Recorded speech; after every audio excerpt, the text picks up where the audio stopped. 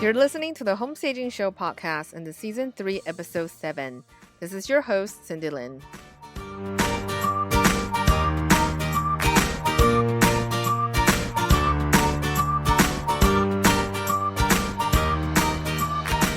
Hey guys, welcome back to the Home Staging Show podcast, where we talk about all things real estate, home staging, and selling your home to live or to sell.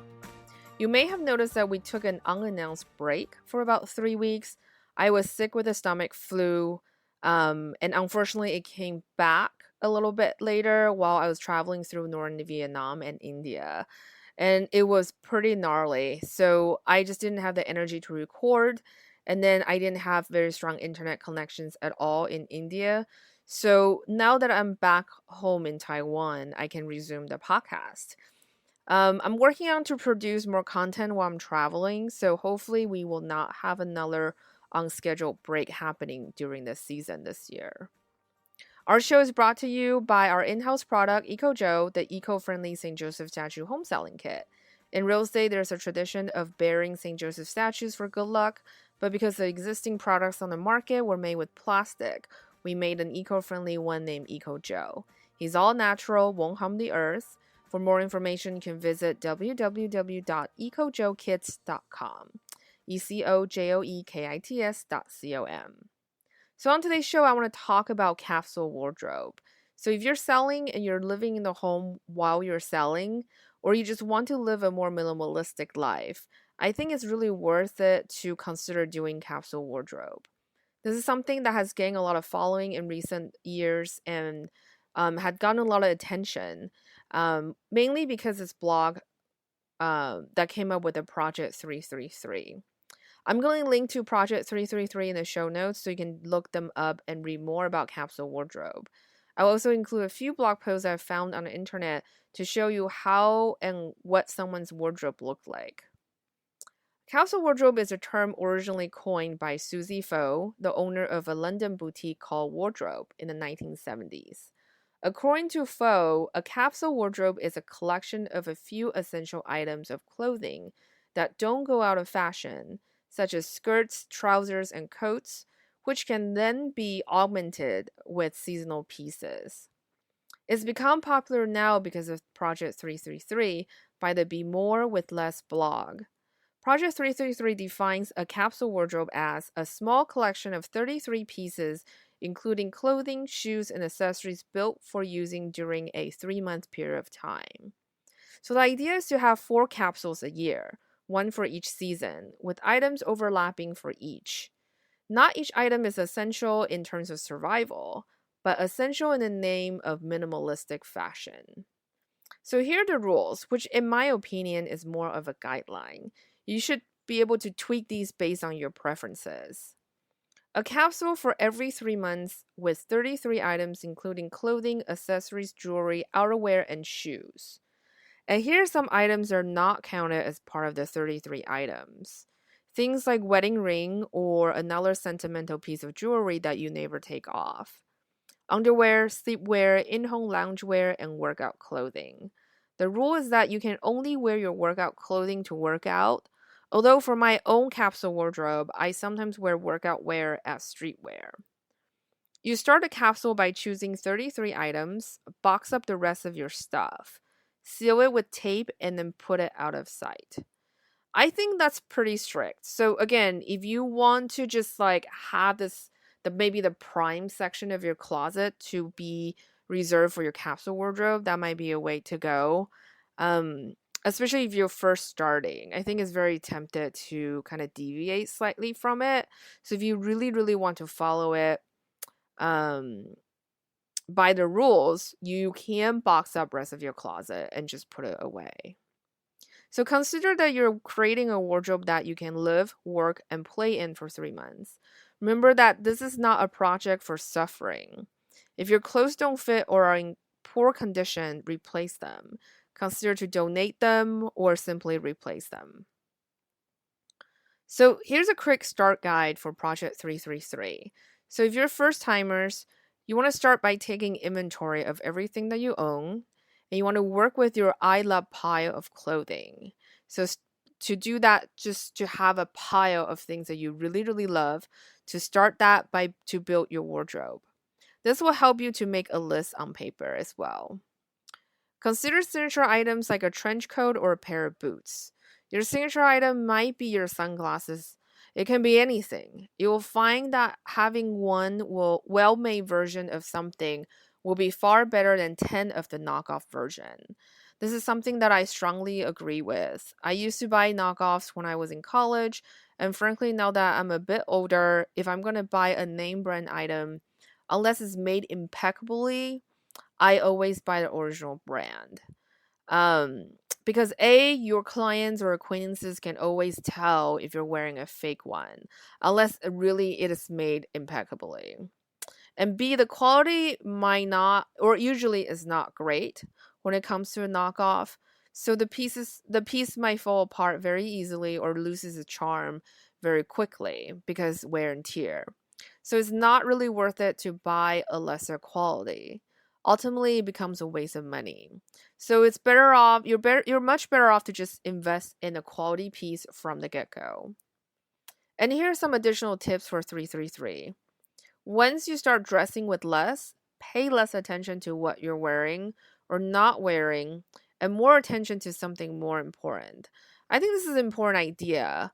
Um, I think this is also why Mark Zuckerberg always wears sweatshirt or Steve Jobs always wear black turtleneck because it's just easy. When you have kind of like the go-to uniform, it just makes it so much easier to not really think about fashion, instead of really pay more attention on things that are more important. And then you're also welcome to incorporate some of the bonus rules listed below. But Project 33 really highly recommends starting with the basics, which was what we just covered earlier.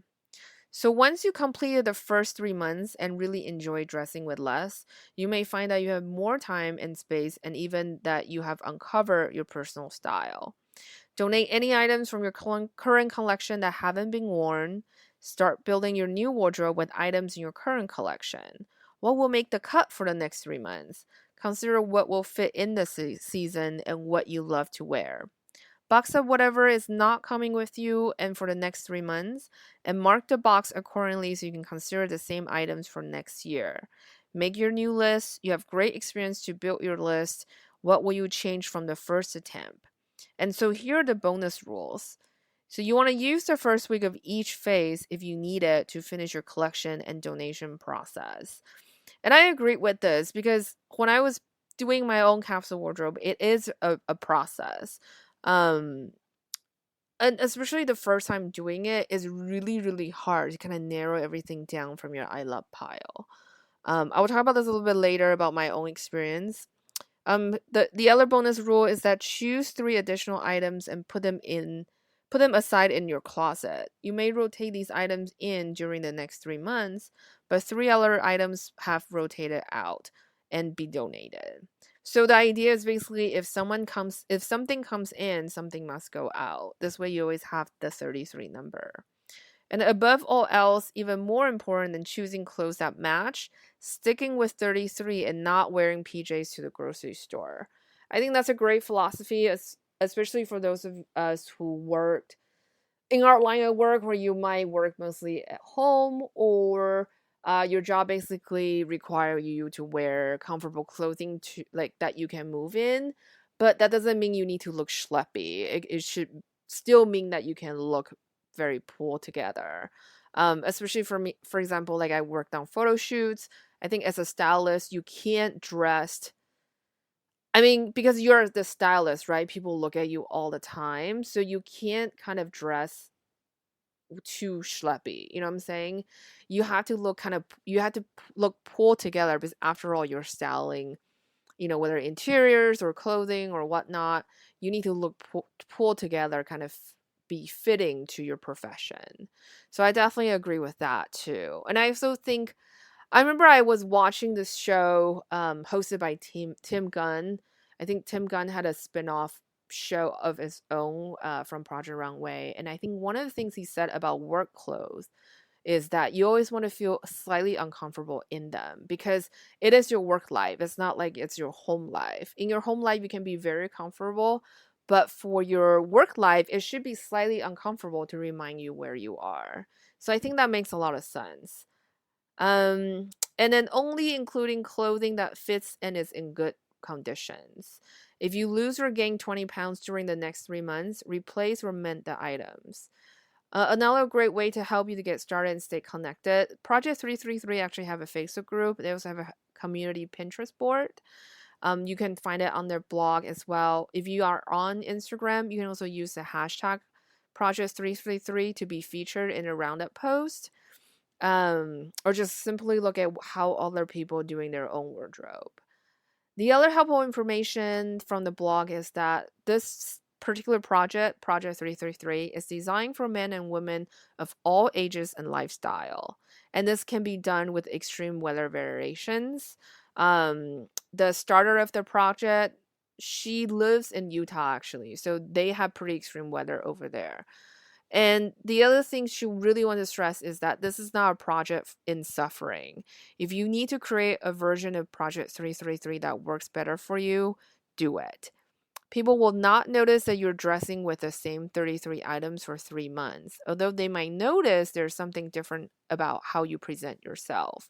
You'll likely get more compliments, and that has been her experience and that of others on this journey.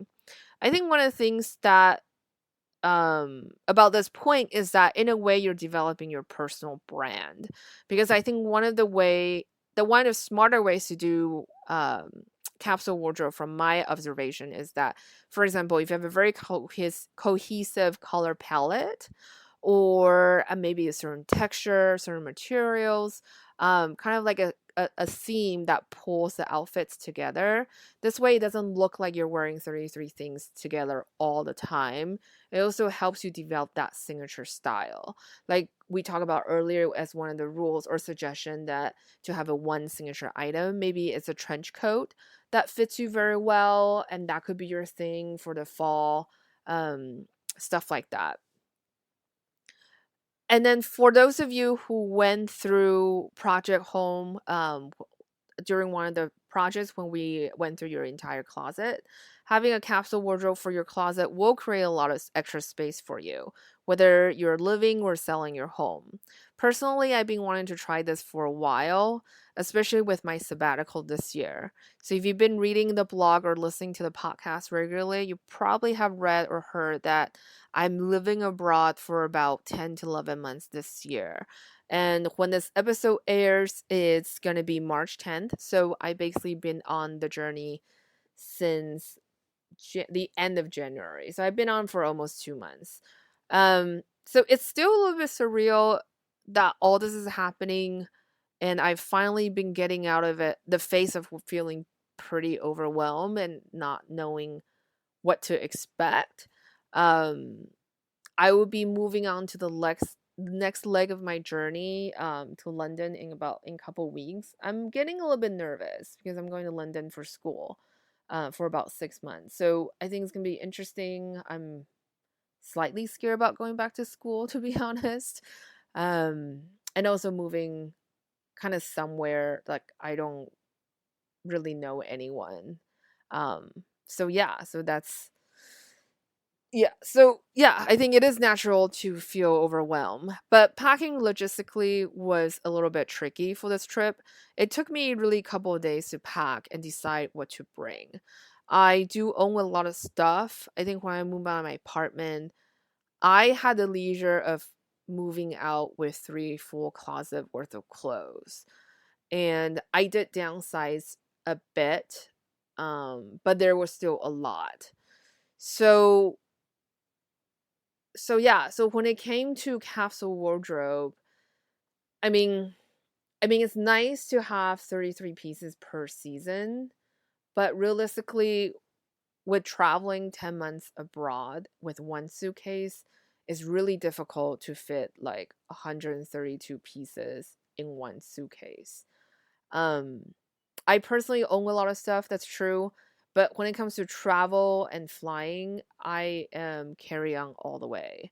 I really hate paying fees to check in luggages, so my frugal nature compels me to travel with a carry on only, pretty much most of the time for the past couple years. And no matter how far or how long the trip is. So I basically carry on my way through week-long trips to New York City, Europe, Mexico, Palm Springs, etc., etc. But this trip is quite a bit of different because I think most trips I go on usually last 1 week, at most 2 weeks. So I can get away with a carry-on. But to do that for 10 to 11 months, going through very different areas of the world and very different climate and weather, it is difficult to prepare for that. I feel like when I was first doing it, it was kind of like mission impossible to just pack one carry-on for 10 months. So I end up doing like a regular check-in luggage kind of luggage. The weather also ranged from really hot and humid to dry, cold, and snowy weather. I will be in London for about 6 months for school. So while I applaud backpackers only packing one skirt, two tank tops, and one pair of pants for the entire summer, I simply just can't do it. So I need to bring a few different pieces to last me throughout the trip. The other issue for me is weight. I'll be moving around a lot while I'm traveling. So, moving from Airbnb homes to homes and youth hostels every few weeks. I'm also going to different workshops in different parts of Europe while I'm living in London. So, I'll need stuff I can take a quick weekend trip while having a home base in London. European homes usually have a lot of long, narrow stairs. Plus, there's cobblestones. The last thing I really want to do is be lugging stuff around. So, for this particular trip, I just started with a wish pile, like what Project 333 had just suggested. So, everything I wish I could bring went into the pile. Then I started writing up a list. So I didn't do 33 because I think 33 wasn't enough. So I think I end up doing about 40. And then I kind of broke it down by category. So I was kind of like, okay, I can have 5 shirts and 2 pair of jeans, and then maybe like 2 pairs of leggings or something like that. So I start like writing down categories and then things I would need by season. I'm essentially doing capsule wardrobe for the year because I mean, realistically, there's no way I can fit 130 something pieces into one suitcase. Even with 33 to 40 pieces, it was already tricky for one suitcase. Not to mention, I was bringing art supplies also for school. Um, I just simply don't have enough space, and also there's weight restrictions on check-in luggage as well for the airlines. So I had to be really brutal when it came to editing the list. I end up bringing a lot of pieces that could work with each other, mostly solid colors and actually mostly blues and blacks, and maybe a few striped tops. I also have a lot of leggings that are meant to be used for running in doubling up as streetwear. I also brought jeans a little bit looser than what I normally wear because I figured during colder weathers I can wear leggings underneath my jeans. This way I can have layering and then keep myself warm. And then most pieces also work with each other for layering. So I also brought a few accessories that can dress up the outfits if I need to. And that's the other thing about having black, because black is pretty versatile. I can like use it as workwear during the day. I'm going to school and whatever, and then at night I can just like wear a few pieces of jewelry that sparkles or something and kind of dress up the outfit if I'm going out. So performance is also a big consideration for me. While I'm traveling, I just want something that can really move in and to be really comfortable but don't look too schleppy. So because I'm going to be in some really humid and hot weather, something that can dry quickly and can double as workout and streetwear also helps me to minimize the space for the suitcase. But nothing super fancy in general. I usually wear a lot of black, and comfort is usually my primary concern when I'm at home. So I'm not bringing anything that really deviates significantly from my normal lifestyle. I also pick pieces that have a bit of mileage on it already. So I'm not going to get super upset if they're broken or lost or get donated during the trip. So packing wise, I also bought a bunch of packing cubes that compresses my clothes so I can squeeze out more real estate in my one suitcase. Having the cube is also good because I divvy up my clothes by types and seasons with different color packing cubes. It's much more organized and space saving for packing. And so I must say now that I'm about 2 months into my trip, I do feel slightly bored and challenged with my wardrobe. It's fine, I think, when it's day to day, but if I have to be interacting with the same group of people over time, like going to school and work, I think I would be a little bit worried that it looks like I haven't changed my clothes for a while. I know the author of Project 333 says that nobody noticed, but maybe I'm just feeling self conscious about it. So far, I've gone through weather ranging from in the 40s to 90s and high humidity and rain. So the wardrobe has held up, but I do feel a little bit bored with the variation that I brought. It's also hard to resist the temptation of getting new stuff for traveling. I mean, I was in India. It was really tempted to buy, a pair of one of those like pants with elephants on it. But I ended up not buying it because I just figured it wasn't practical for long-term traveling. And I simply just really don't have enough space. So if I bring something into it, I theoretically need to let something go. So because of space concern, I was very like good about not buying anything um, while I'm traveling abroad. But I did cave in and brought a tote bag last week. But my rationale was that I really, really like it. I thought about it for 2 weeks. It has more pockets than my normal ones. So it's more functional than the ones that are in my inventory. And also, I just didn't bring one on this trip. And a tote bag is such a versatile piece to use, right? So it's justifiable. The other thing is that I originally brought a few pattern shirts, and it made me feel a bit self-conscious actually because, for example, I went to India with a tour group, and it was 7 days, and I brought I think like four different shirts and stuff, and so I was bound to overlap, and I feel really self-conscious too about wearing the same shirt twice in the week because it was really hot. I didn't want people to think that I never showered or something like that. So I did get a little bit self-conscious. So I end up adding a few black shirts and pants from Uniqlo into the rotation. And on the side note, I thought it was pretty funny because I was asking for directions to Uniqlo in Taipei, and people couldn't understand what that store was. And then finally, a girl was like, "Do you mean Uniqlo?"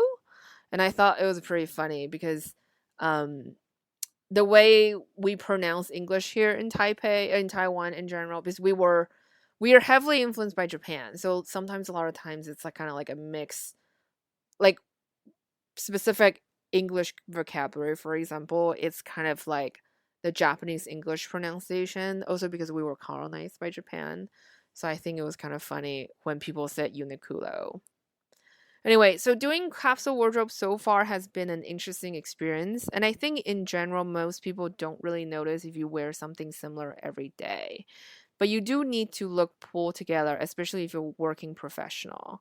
And like I said earlier, I think Mark Zuckerberg and Steve Jobs have the right idea when they wear the same thing every day. It's not only a uniform for them, it also becomes a signature item for them. So now when you think of black turtleneck, you think of Steve Jobs. So this is why Project 333 recommends having a signature piece, a staple in your wardrobe. This way you can start developing a personal style. And having a color palette helps too.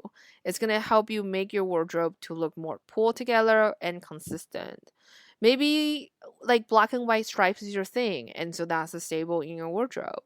Maybe khaki is your thing, or capris and stuff like that. Another suggestion is also coming up with a couple keywords. Um, Maybe you want your personal brand to be fun. Like so, for example, like this is the exercise I give for styling as well. So come up with three keywords for your style. So let's say your three keywords are fun, innovative, and pink. So when you're buying something that doesn't qualify any of these three criteria, if it's not fun or it's not innovative or it's not pink, you just don't buy it because it doesn't fit you, right? And the same idea can be applied to everything for styling your home, your accessories, and even your Instagram feed.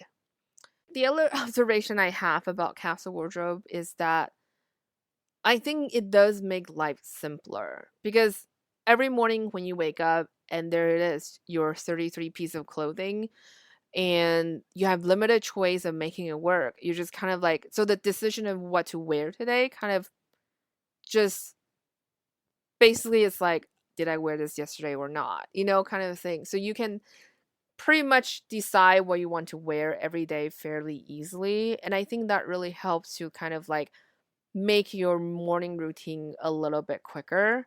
And I do like that because I think it's nice to not having to think a lot about fashion choice. It's kind of like you have that one day in, like every quarter that you decided, okay, this is what I'm going to wear for the rest of the season. You made that decision, you pack up the rest, and you don't think about anything else. And I think that is a good idea. And I think that's why I really enjoy doing capsule wardrobe so far. I think it does help to make my life a little bit more minimalistic and also more conscious about the things that I buy and the materials I want in my life. Because I do feel like when it comes to shopping, um, I am more selective about what I buy. And I feel like this concept of capsule wardrobe can be applied to your home as well, especially when you're staging and you're living in your home. So you really have to pare down to almost to minimum, like what you really need to have for the next 3 months, in your wardrobe and stuff. Especially when you're selling your house, you do want to showcase as much as closet space, as much as storage space as possible. So you can use the same idea, really pare down and just pack up the rest to a storage unit or to a garage, stack it neatly. And so then you can really showcase how much storage space you have in your home. And the same thing when it comes to styling. I think this is a really great exercise as well when you are practicing and trying to find out what is your signature style. Because one of the things too, when you have all these 33 pieces of clothing, I mean, it sounds like a lot, but it's really not. Um, 33 pieces of clothing could be like 5 shirts, 5 pants, that's 10 already, right? And then maybe a belt, 2 purses, so that's 13. And then you have maybe a couple different jackets, and then plus shoes. All this stuff getting add up, it does add up very quickly. So you really have to be very picky in a way of what you're gonna do um, when you're selecting your wardrobe. So you really have to pick quality pieces that fit you well because you only have 33 pieces of clothing. Why would you pick something that doesn't make you look good or feel good, right? So you in the process of selecting your wardrobe, you become more choosy about who you want to be in the world. And I think that's fantastic because I think um one of the things about working at home or working in the staging world where I mean I can't wear anything fancy because simply because my outfit is going to get ruined, right? Because I'm moving all the time. So I usually wear yoga pants and t-shirts, something that looks kind of dumpy and schleppy. It's not very attractive. But you can create a more pulled together look by just taking maybe a weekend to decide, okay, what is going to be my look for the season and what will work for me for the body type. I think having a capsule wardrobe too also helped me to start really be more studious about what kind of clothing work for my body type. And as my body type changes, because recently I think being at home in Taiwan, I got a little bit rounder, just simply because I wasn't moving as much. I've been eating a lot more, seeing family a lot more, and so my body changes because of that. So yeah, so how do I tweak my wardrobe to make me look maybe slimmer, more attractive? And now that the weather is getting warmer, um like do I need to start bringing more colors into my wardrobe since I wear mostly black and blues nowadays? Stuff like that. So I think it is really helpful for you to kind of start developing that personal style. And like I always say that your personal style really works everywhere. And not only just like how you wear your clothes, how you dress yourself, it also works into your home as well. So you can think about a capsule wardrobe maybe for your home as well. Like what are some of the essential pieces you must have in your home? And what could be your signature look for your home? I think, for example, a lot of big box retail store does this every season where maybe metallics is really in for the upcoming season. So like for example, if you go to Anthropologie or West Elm, there's a lot of metallic accents, in like accessories or even in smaller pieces of furniture or in fabrics and stuff like that. You can essentially do the same thing for your home every season. So here are just some of the ideas of how you can live more minimalistically. So first of all is having a theme, like what I talked about earlier. If you have a theme, maybe it's surrounded by a texture like metallics. You could be surrounded by a color, for example. If you follow the blogger SF Girl by the Bay, if you notice her Instagram, everything, I think in her bio even said, everything is rosy color glasses. She looks through the world with rosy color glasses. So every photo she has on her Instagram are tinted with rosy color glasses. So it's like very fitting for her brand. And so not only it's a professional brand for her, that's how she is personally as well. So that's something that you can apply into your home. Having a theme or having a color palette will really help you to look just more pulled together in general. The second tip is invest in quality. So it's always quality over quantity. I think one of the things about, I don't know what is it this year. I think for me, I've been shedding a lot of stuff emotionally and I've been shedding a lot of stuff physically. And so I have this inclination to live a more minimalistic life. And I think in general it's good to have less stuff than more stuff. Um because then we have more space to live in. The air is going to be healthier. We have more space to move in. And generally just feel much better having less stuff around. Having a cluttered life is can be problematic, like I covered in previous blog blog posts and podcasts. It can block your energy. It can be more stressful because you simply can't find stuff. It can bring disease as well, like having clutter can collect dust, which is not great for your breathing, stuff like that. So living a more minimalistic life just means really just to pick something that you really really enjoy and really really love. And number three, always have a purge.